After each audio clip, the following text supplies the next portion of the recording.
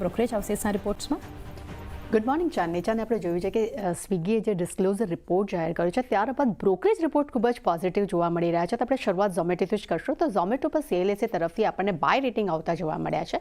અહીંયા લક્ષ્યાંક તેમને ₹248 પ્રતિ શેર કર્યા છે. તેમનું માનવું છે કે FY25માં સ્વિગીની GOV ગ્રોથ જે છે તે વાર્ષિક ધોરણે 26% વધી છે. એટલે ખાસ કરીને GOVમાં ફૂડ ડિલિવરી અને ક્વિક કોમર્સ જે છે તેનો સમાવેશ થતો જોવા મળી રહ્યો છે. સાથે તેમનું એ પણ કહેવું છે કે સ્વિગીનો GOV ગ્રોથ છે તેની સરખામણી કંપનીની જે વાર્ષિક ગ્રોથ છે તે લગભગ 36% વધતી જોવા મળી છે. એટલે કે ઝોમેટોનો ગ્રોથ વધુ જોવા મળ્યો છે.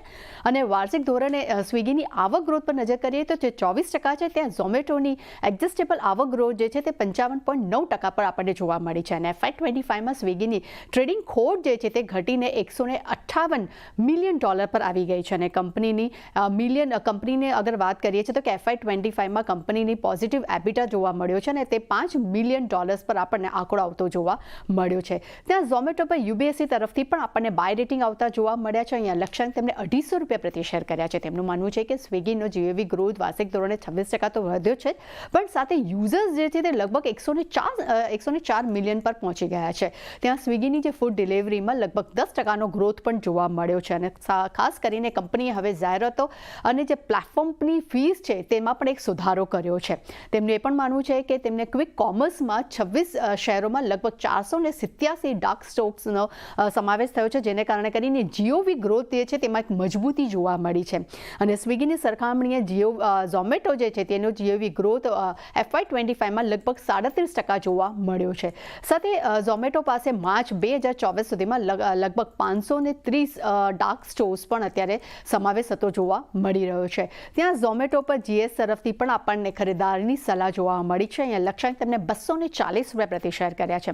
તેમનું માનવું છે કે ઝોમેટોનું માર્કેટ શેર હાલમાં 56 થી 57% રહ્યું છે, એટલે લગભગ 2%નો તેમાં વધારો થયો છે. સાથે તેમનું એ પણ કહેવું છે કે સ્વિગી ડિસ્ક્લોઝરને કારણે ઝોમેટોની જાણકારી ખાસ આપણને મળતી જોવા મળી છે. અને ઝોમેટોનું જે સ્કેલ છે તેના નજીકના હરીફમાં લગભગ એટલે જેમને કોમ્પિટિટર છે તેના કરતાં લગભગ 50% વધુ રહી શકે છે તેવી પણ તેઓ અપેક્ષા રાખી રહ્યા છે. પરંતુ તેમને એ પણ કહેવું છે કે સ્વિગીનો એડજસ્ટેબલ જે એબિટા છે તે ખોટમાં રહી છે, પરંતુ ખોટમાં હવે ઘટાડો આવ્યો છે કમ્પેરેટિવલી ઝોમેટો કરતાં. ઝોમેટોને એડજસ્ટેબલ એબિટા છે તે હવે નફા તરફ વળતો જોવા મળી રહ્યો છે. અને સાથે તેમનું એ પણ કહેવું છે કે કરંટ યર 2023થી ઝોમેટો નફામાં આવતી જોવા મળી છે. એટલે ઝોમેટો માટે આપણને ખૂબ જ એક પોઝિટિવ રિપોર્ટ આજે દિવસ દરમિયાન જોવા મળ્યા છે. ત્યાં જ L&T પર મોર્ગન સ્ટેનલીનો મત જાણીશું. અહીંયા આપણને ઓવરવેટ રેટિંગ જોવા મળ્યા છે. લક્ષ્યાંક તેમને ₹3,857 પ્રતિ શેર કર્યા છે. તેમનું માનવું છે કે 2040 સુધીમાં કાર્બન ન્યુટ્રલિટીનો લક્ષ્ય જે છે કંપની હાંસલ કરવા માટે અત્યારે તૈયાર છે. સાથે તેમનું એ પણ કહેવું છે કે FY26 સુધીમાં ખાસ કરીને તેમનો GHG જે બિઝનેસ છે તેના એમિનેશનમાં સૌથી ઉપલા સ્તર પર રહેશે તેવી પણ તેઓ અપેક્ષા રાખી રહ્યા છે. ખાસ કરીને 35%ની એનર્જી ફ્રિકવન્સી છે અને 55% ડીકાર્બનાઇઝેશન છે તેની એનર્જીના દમ પર નેટ જે છે તે ઝીરો એમિનેશન પૂરો કરવા પર કંપની અત્યારે ભાર આપી રહી છે. તે સાથે તેમનું એ પણ કહેવું છે કે L&T GHG એમિનેશન જે છે તે એન્ટિસિટી કારોબાર વાર્ષિક ધોરણે 2024માં લગભગ 12% સુધી પહોંચી જશે તેવી પણ તેઓ અપેક્ષા રાખી રહ્યા છે. એટલે ઓવરઓલ તેમનું એવું કહેવું છે કે કુલ એનર્જીનો ખર્ચ જે છે તે 75% ડીઝલ અને 100% જે તે ઇલેક્ટ્રિસિટીથી તેઓ પૂરો કરશે. એટલે એક પોઝિટિવ રિપોર્ટ અહીંયા પણ L&T પર આપણને જોવા મળી રહ્યો છે. અને છેલ્લા રિપોર્ટ પર નજર કરી લઈએ તો HDFC બેંક પર બર્નસ્ટાઇન તરફથી પણ આપણને આઉટ પરફોર્મ રેટિંગ જોવા મળ્યા છે.